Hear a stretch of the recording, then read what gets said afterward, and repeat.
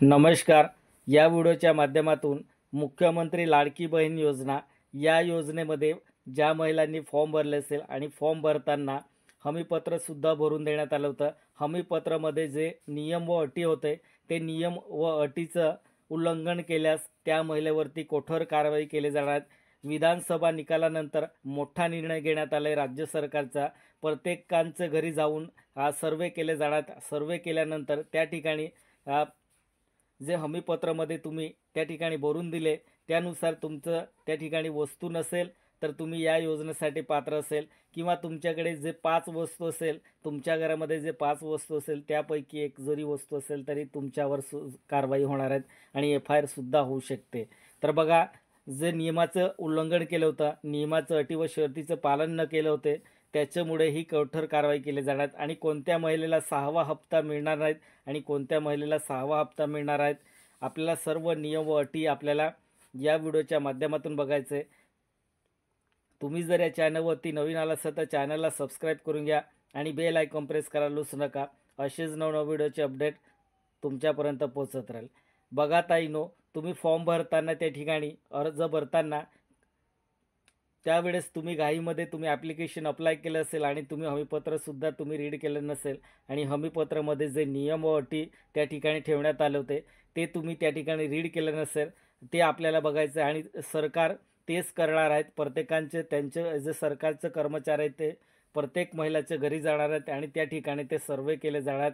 आणि सर्वेनुसार जर यापैकी हमीपत्रानुसार नसेल तर तुम्ही त्या योजनेसाठी पात्र असाल. हमीपत्र विरुद्ध असेल, तुम्ही नियमाचं पालन केलं नसेल तर तुमच्याकडनं जे 7,500 रुपये दिले होते ते सुद्धा रिटर्न घेतले जाणार आणि तुमच्यावर कारवाईसुद्धा होणार आहेत. आणि 5 वस्तू कोणकोणते असेल आपल्याला सविस्तर बघायचं आहे. तुम्ही जर चॅनलला सबस्क्राईब केलं असेल तर सबस्क्राईब करून घ्या. या ठिकाणी तुम्हाला पोस्टरमध्ये दिसत असेल लाडकी बहीण योजना. अर्ज व हमीपत्र भरताना या नियमाचे पालन केले नसेल तर कठोर कारवाई केली जाणार आहे. ह्या 5 वस्तू असेल 100% FIR होणार आहेत.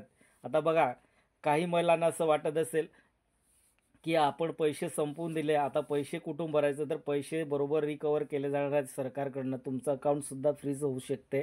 तर बघा, असं विचार करायचं नाही. तर तुम्ही ज्या नियमाचं पालन केलं नसेल, त्या ठिकाणी स्पष्ट म्हटलं आहे हमीपत्रामध्ये, नियमाचं पालन केलं नसेल तर 100% तुमच्यावर कारवाई होऊ शकते. आणि एका घरामध्ये 4 किंवा 5 किंवा 2-3 महिला असेल आणि त्या ठिकाणी 2 लेडीज असेल, त्या ठिकाणी अनमॅरिड असेल आणि त्यांनीसुद्धा दोघांनी फॉर्म भरले असेल तरीसुद्धा एकाचं बाद होणारे अर्ज आणि त्यांच्याकडनं पैसे वसुली केले जातात. कारण एका घरामध्ये एकच अनमॅरिड महिला त्या ठिकाणी लाभ घेऊ शकणार आहेत. आता हे सर्व हमीपत्रामध्ये म्हटलं होतं आणि जे पात्र नियम होते आणि अपात्र नियम होते ते आपल्याला बघायचं आहे. काही महिलांना असं वाटत होते की आपण पैसे भरलो. आता विधानसभा निवडणूक झाल्यानंतर सरकारचा मोठा निर्णय घेण्यात आले आणि 6वा हप्ता कोणत्या महिलेला येणार आहेत आणि 6वा हप्ता कोणत्या महिलेला येणार नाहीत हे सर्व डिटेल आपल्याला बघायचं आहे. बघा, सुरुवातीमध्ये असे वाटत होते की सर्वांना पैसे मिळणार आहेत, कारण घाईमध्ये जे इलेक्शन होतं, चुनाव होतं, त्याच्यामुळे ते सर्वांचं अर्ज अप्रूव्हल झालं होतं. अप्रूव्हल झाल्यानंतर सर्वांना पैसे मिळाले होते, पण काही महिलांकडनं पैसे वसुली केले जाणार आणि ते पैसे रिटर्न त्यांना भरावंच लागेल. ना भरल्यानंतर भरला नसेल, रिटर्न भरले नसेल तरी त्यांच्याकडनं वसुली केले जाणार आहेत आणि सर्व नियमानुसार केले जाणार. आता बघा, जेव्हा ॲप्लिकेशन भरताना आपण ॲप्लिकेशन ॲप्सवरती भरलो होतं त्या ठिकाणी सुद्धा नियम व अटी त्या ठिकाणी देण्यात आले होते, पण कोणी रीड केलं नाही. ॲप्लिकेशन भरण्यामध्ये बिझीज होते. तर आपण नवीन वेबसाईट त्यांनी अनाउन्समेंट केली होती. त्या वेबसाईटवरती जेव्हा आपण ॲप्लिकेशन भरताना आपल्याला त्या ठिकाणी पात्रता आणि अपात्रता आणि अर्ज प्रक्रिया सर्व 3 ऑप्शन त्या ठिकाणी देण्यात आले होते. तुम्ही पात्रता आणि अपात्रता तुम्ही त्या ठिकाणी पाहिलं असेल तर बघा, ही पात्रता लिस्ट आहे. तर या ठिकाणी बघा, महाराष्ट्र राज्याचे रहिवासी असणे आवश्यक आहे, हे पात्रता लिस्ट आहे. आणि राज्यातील विवाहित, विधवा, घटस्फोट, परित्यक्ता आणि निराधार महिला तसे कुटुंबातील केवळ एक अविवाहित महिला किमान वयाची 21 वर्षे पूर्ण, कमाल वयाची 65 वर्षे पूर्ण होईपर्यंत आहेत. चौथा नंबर पॉईंट आहे, लाभार्थ्यांचे स्वतःचे आधार लिंक असले बँक खाते असावेत. लाभार्थी कुटुंबाचे वार्षिक उत्पन्न 2.5 लाखापेक्षा जास्त नसावे. तर बघा, काही महिलांनी काय केलं होतं, फॉर्म भरताना ज्या महिलांचं उत्पन्न 2.5 लाखापेक्षा जास्त होते त्या महिलांनी सुद्धा फॉर्म भरले या योजनेमध्ये आणि त्या महिलांनी सुद्धा लाभ घेतले. त्या महिलांवरती सुद्धा कारवाई होणार आहेत. तर आता आपण पात्र आणि अपात्र नियम आपल्याला पुढे बघायचे. अपात्र बघा, तर बघा, महाराष्ट्र ज्या कुटुंबाचे एकत्रित वार्षिक उत्पन्न 2.5 लाखापेक्षा अधिक आहे तर हे अपात्रता आहेत. बघा, 2.5 लाखापेक्षा जास्त असेल त्या महिलेवरती दंडसुद्धा भरावा लागेल आणि पैसेसुद्धा रिकवर केले जातील आणि त्यांच्यावर कारवाईसुद्धा होऊ शकते. कारण हमीपत्रामध्ये त्या ठिकाणी स्पष्ट करण्यात आले की या नियमाचं पालन न केल्यास तुम्ही या ठिकाणी पात्र असाल असं त्या ठिकाणी म्हटलं आहे.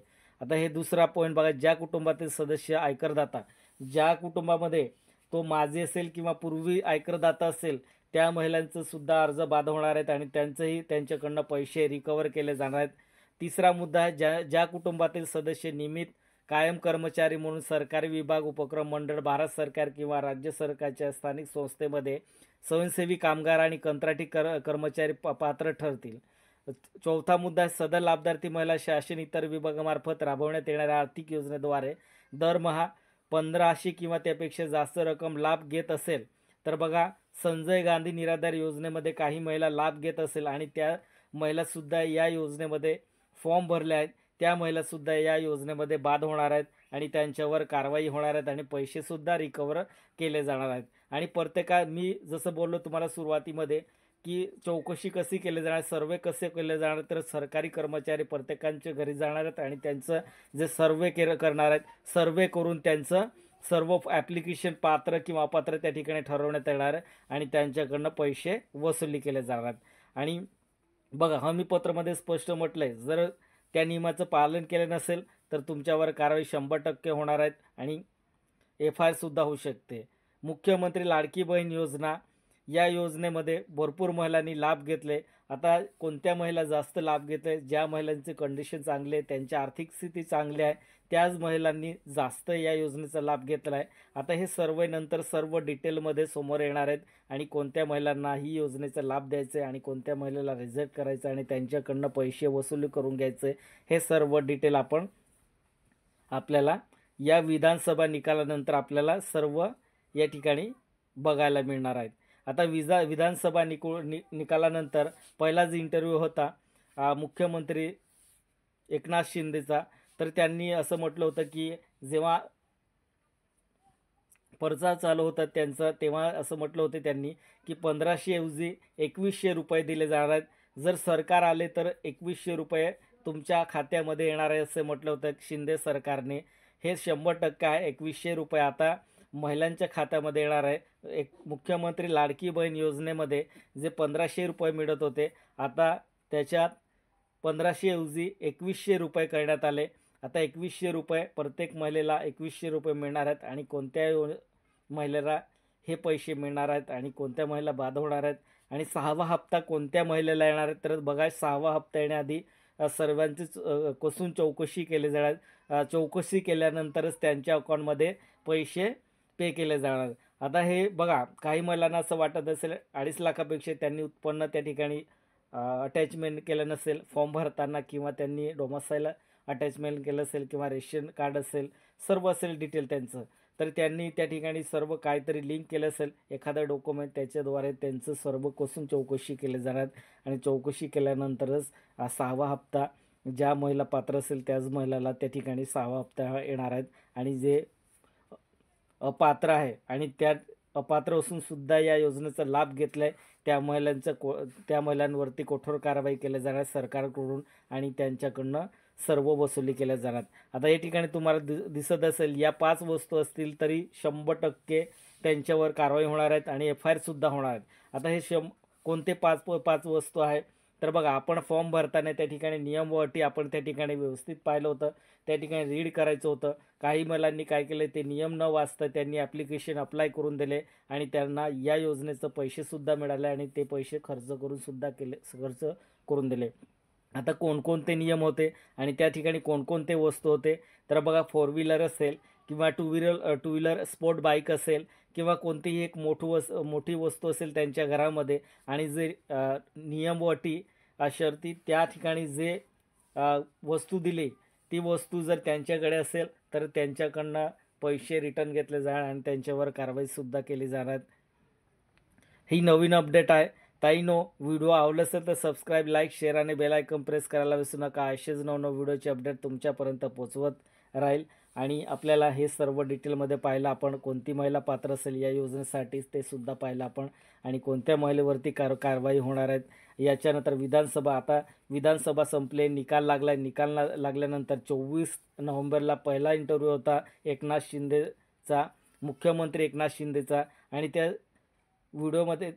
इंटरव्ह्यूमध्ये असं म्हटलं त्यांनी की कोणतं काय लाडकी बहीण योजनेचे पैसे, नोव्हेंबरचे पैसे केव्हा येणार आहेत ते सुद्धा त्या ठिकाणी इंटरव्ह्यूमध्ये बोलण्यात आलं.